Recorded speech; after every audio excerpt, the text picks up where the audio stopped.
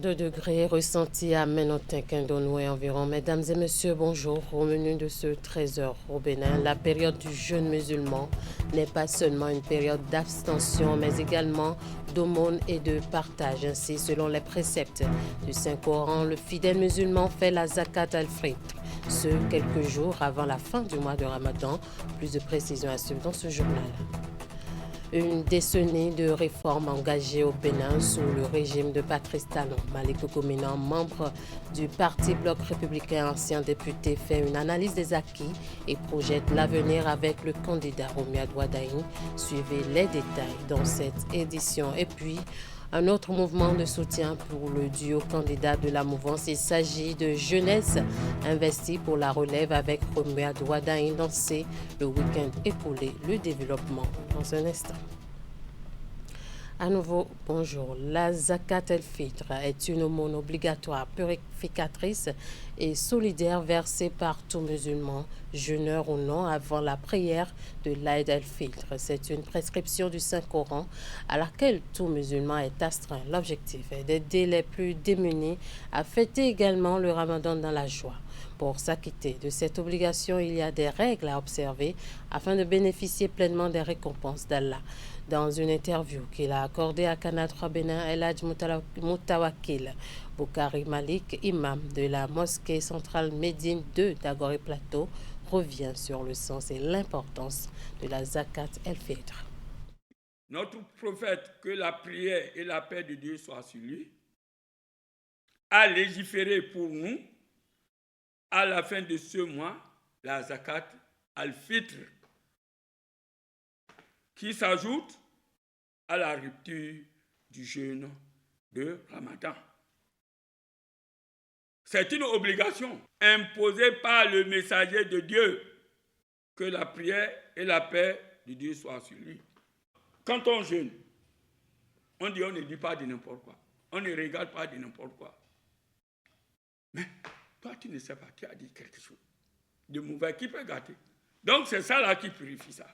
Le messager de Dieu, que les prières et la paix de Dieu soient sur lui, a imposé la zakat al-fitr.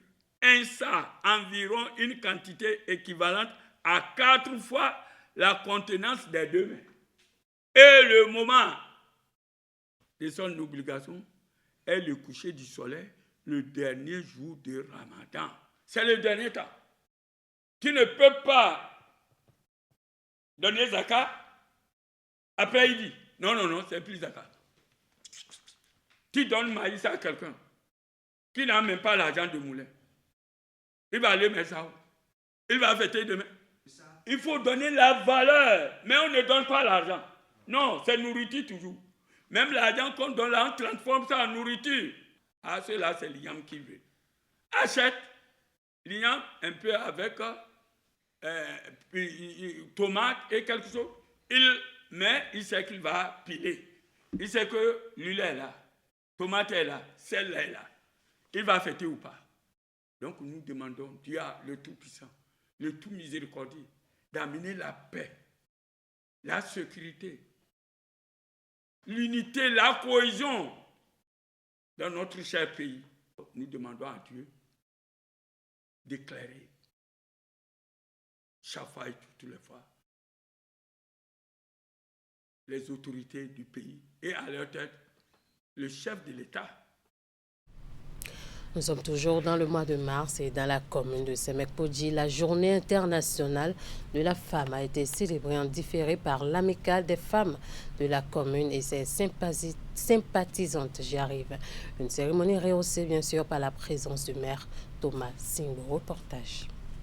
À l'instar des autres communes du Bénin, Semek-Podji a célébré la journée internationale des droits de la femme dans une ambiance empreinte de convivialité et de réflexion. Les 3 mots-clés de cette édition doivent désormais guider nos actions. Les droits qui doivent être reconnus et respectés pour toutes. La justice qui garantit l'égalité et la protection contre toute forme de discrimination. Et surtout, l'action, car c'est par des initiatives concrètes que nous pourrons renforcer l'autonomisation des femmes et promouvoir leur leadership. Cette cérémonie a été l'occasion pour l'autorité communale de saluer la contribution déterminante des femmes au développement local. Je voudrais vous dire, comme j'ai eu à le dire au SE, les femmes de la commune de Semekpoudji ne seront plus juste des faire-valoir, mais vous avez votre rôle, vous avez des responsabilités à prendre. Et nous avons demandé au SE déjà de faire le point à son niveau. Quiconque parmi vous mérite de pouvoir connaître une ascension doit pouvoir l'avoir. Et ça, c'est le nouvel état d'esprit à la commune de Semekpoudji. Vous me l'avez promis que vous serez de véritables actrices de changement à tout point de vue. On s'est donné cet engagement-là et je pense que depuis lors, j'observe des petits faisceaux de changement. Je veux vraiment que ça continue comme ça. Au-delà des échanges consacrés à la promotion des droits des femmes, les participantes ont également bénéficié d'une séance de sensibilisation animée par le Haut Commissariat à la prévention de la corruption, axée sur les méfaits de ce fléau et la nécessité d'une mobilisation citoyenne pour y faire face. On reste avec les femmes cette fois-ci dans la cité des Koboro, le plus grand mouvement de femmes du pays. L'Alliance nationale des femmes pour la continuité a officiellement annoncé son soutien à cette candidature à l'élection présidentielle de Romuald Wardani et Talata Mariama du 12 avril prochain, bien sûr. Ceci à travers une grande mobilisation qui a rassemblé les responsables et militantes de cette organisation venue de plusieurs localités. Pour elle, il s'agit d'accompagner la poursuite des actions de développement engagées et de renforcer la dynamique autour de la candidature Wardani Talata Epifan Chabi. Socrata Dantode. À l'approche de l'élection présidentielle du 12 avril prochain, des initiatives de mobilisation se multiplient en faveur du duo Wardani Talata. C'est dans ce cadre que l'Alliance nationale des femmes pour la continuité, sous l'impulsion de sa présidente, s'active sur le terrain afin de contribuer à une victoire éclatante de ce ticket de la mouvance présidentielle.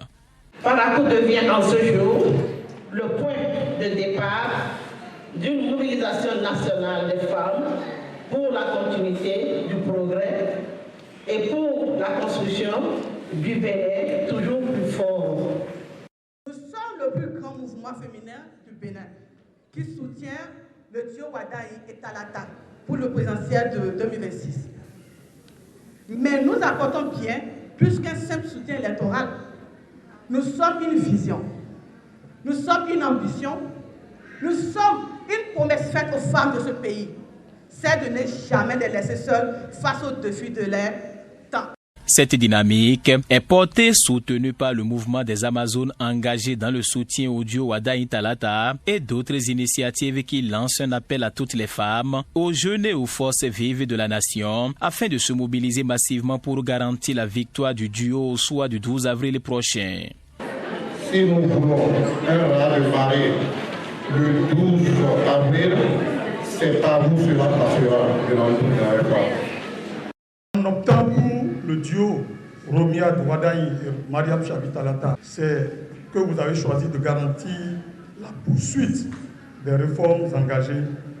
Cet appel de Parakou semble déjà trouver un écho favorable sur le terrain où les initiatives de mobilisation se multiplient, laissant entrevoir une campagne particulièrement animée à l'approche du scrutin. Et le débat politique au Bénin se structure aujourd'hui autour du bilan des réformes engagées ces dernières années et des perspectives qu'elles ouvrent pour l'avenir. Dans une série d'interventions, Malik Gomena, ancien député, évoque le projet de société du candidat Romuald Wardani. Il a également souligné qu'il est fort probable que le candidat s'inscrit dans une continuité avec une inclinaison un peu plus sociale. Suivez plutôt.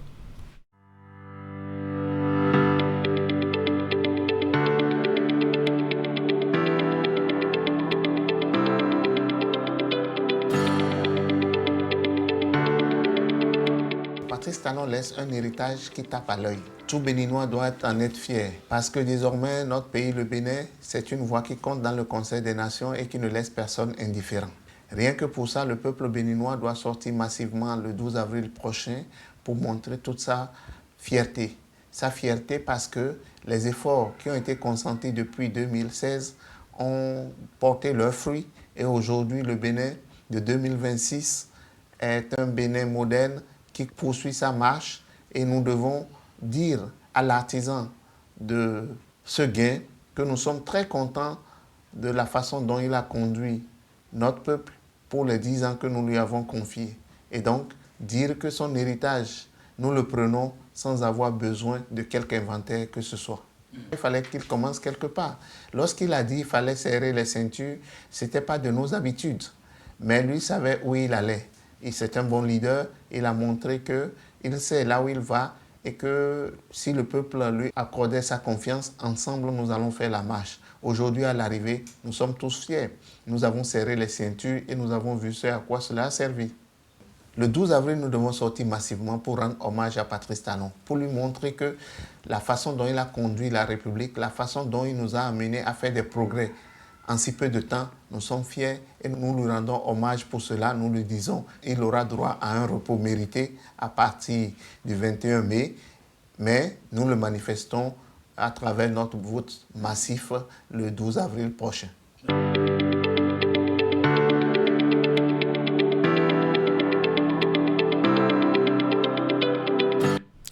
Toujours dans la perspective d'avril 2026, l'Alliance Grand Bénin lance le projet Jeunesse investie pour la relève avec Romuald Wadagne. C'est un creuset qui soutient le duo de candidats Wadagne Talata pour une victoire écrasante au soir du 12 avril prochain. Je vous invite à suivre un extrait de la déclaration des responsables du groupement au micro de Imet Hélène Amosso. La collaboration du chef de l'État a permis de dénicher ce talent exceptionnel après avoir déblayé le terrain et engagé le pays sur les roulettes du développement. Romuald Wadagne, c'est une chance, une opportunité pour la jeunesse investie pour la relève. C'est la conviction de l'Alliance Grand Bénin. Alors, on prêche, on campagne, on évangélise Romuald Wadagne sur tous les territoires béninois, dans nos lieux de service, résidences, clubs, pour rallier tous ceux qui sont passifs à la cause. Nous voulons associer tous ces groupes de jeunes qui sont dans des mouvements corporatistes, des mouvements associatifs, afin qu'ils fassent une campagne de proximité pour un acte civique certain, afin que le grand jour du 12 avril soit un jour où nous allons célébrer la relève de la jeunesse. Nous avons la chance que celui qui a été la cheville ouvrière de la lutte pour notre développement pendant ces 10 dernières années ait accepté de prendre la relève afin de poursuivre l'œuvre entamée pour la continuité de la dynamique. Mais il a dit une chose quand il a accepté le choix porté sur sa personne. Il a dit « Jeunes du Bénin, ayez confiance ». Et il a reconnu que au moins 70% de notre population a moins de 25 ans. Ça veut dire que tout ce qu'il fera sera pour le bien de la jeunesse. Dans le département du Koufo, c'est le creuset des jeunes leaders de Toviklan qui sonne la mobilisation pour un fort taux de participation à l'élection présidentielle de 2026. Ensemble, avec le mouvement Waro auquel il s'est affilié dès sa naissance, ce creuset a mandaté des jeunes des arrondissements de la commune de Toviklan pour une mission de sensibilisation autour de ce scrutin. Narcisse Alossé et Florent Dourou pour le compte rendu. Au nom de Dieu. Voici ceux sur qui reposent désormais les espoirs du mouvement Waro pour sa mission de mobilisation à la faveur d'un fort taux de participation à l'élection présidentielle de 2026 ici à Toviklan. Des jeunes gens pris comme des relais dans les arrondissements. Ces relais auront pour mission essentielle de porter le message du mouvement Waro 2026 auprès des populations à la base.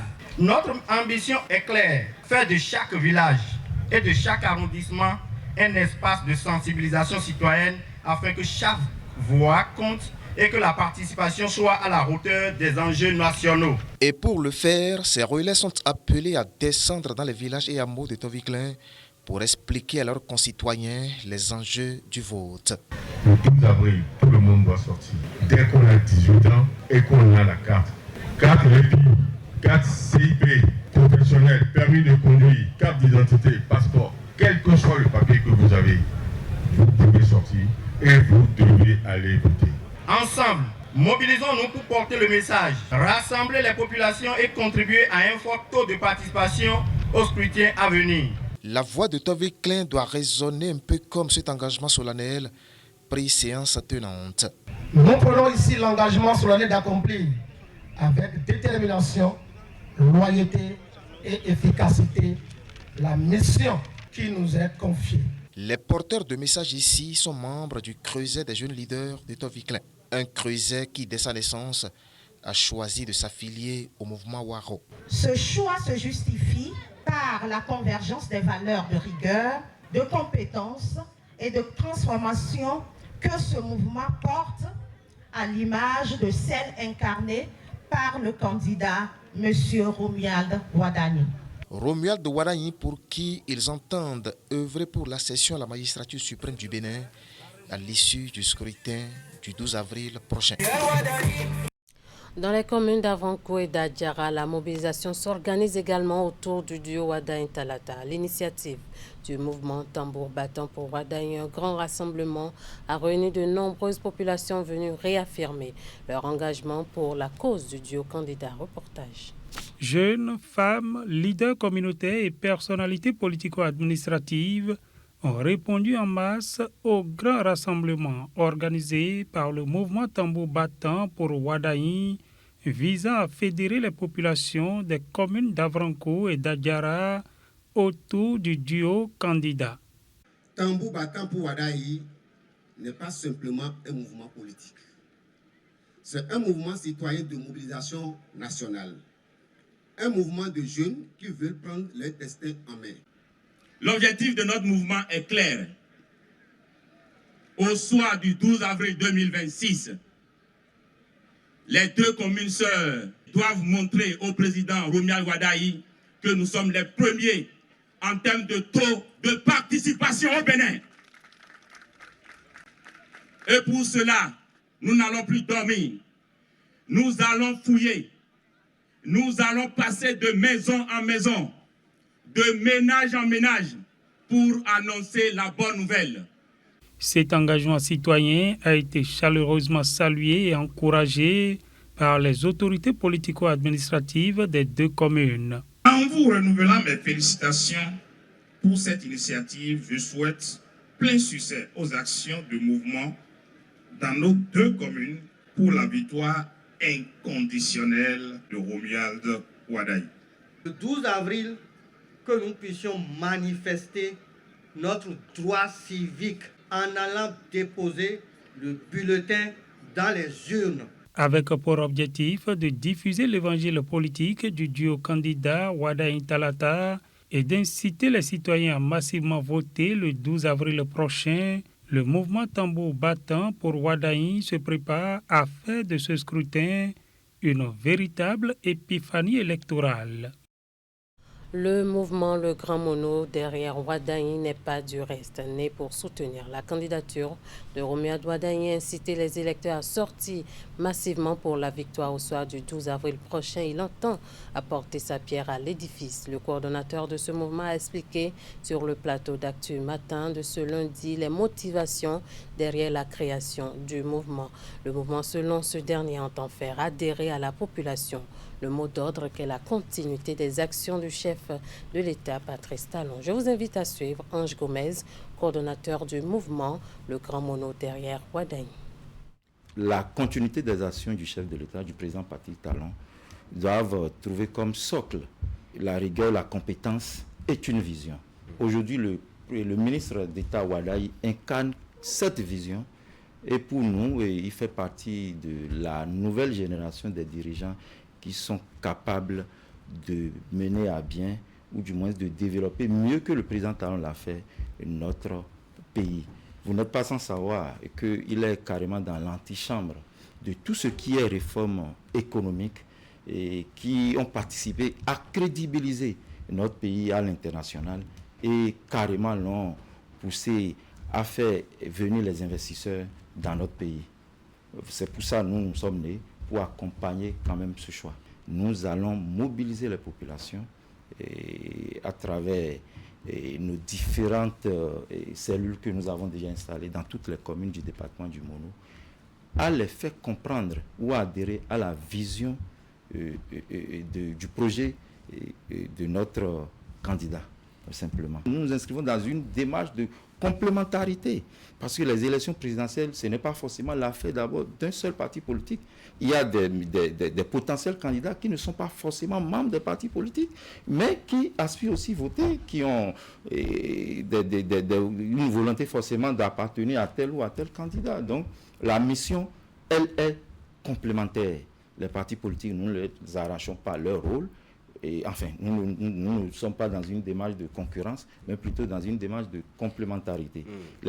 On parle changement climatique pour finir. La question préoccupe au plus haut point l'Alliance des croyants pour la justice climatique, section Bénin. Et à cet effet, elle a organisé un atelier à Porto Novo avec divers acteurs pour en débattre et retenir des actions pour lutter contre le phénomène. Voici le point. Organisé par l'Alliance des croyants africains pour la justice climatique, session Bénin, avec l'appui de la Conférence des églises de toute l'Afrique qui a dépêché une délégation depuis le Kenya, cette rencontre consacrée à la lutte contre les effets du changement climatique a réuni un large éventail d'acteurs parmi lesquels des leaders religieux, des chefs traditionnels, des scientifiques ainsi que des décideurs publics. La réponse au changement climatique doit être globale, concertée et inclusive. C'est précisément tout le sens de l'atelier qui s'ouvre aujourd'hui. Je suis très encouragé à voir tout ce groupe d'acteurs de foi mobilisés autour de la question du changement climatique. Je suis encouragé parce que en tant qu'acteurs de foi, leur voix porte et va très loin. Donc, par eux, on sera en mesure de toucher toute la communauté et d'opérer les changements de comportement que nous voulons en faveur de la lutte contre le changement climatique. Et ce sera des actions durables. Le choix d'associer les leaders religieux à cette réflexion sur le changement climatique n'est pas anodin. C'est un atelier qui a un objectif transversal. Ce que nous espérons d'abord, c'est qu'à l'issue de la rencontre-là, les grands acteurs religieux, politiques, scientifiques que nous avons conviés à la réflexion puissent mettre dans leur agenda la lutte contre les effets néfastes du changement climatique comme un point très important de cet agenda. L'Alliance des croyants africains pour la justice climatique mise ainsi sur cette mobilisation pour renforcer la protection des populations face au changement climatique. Voilà, merci de nous avoir suivis. Merci à toute l'équipe de rédaction, de réalisation et de diffusion. Passez un très bel après-midi en compagnie des programmes de Canal 3 Bénin.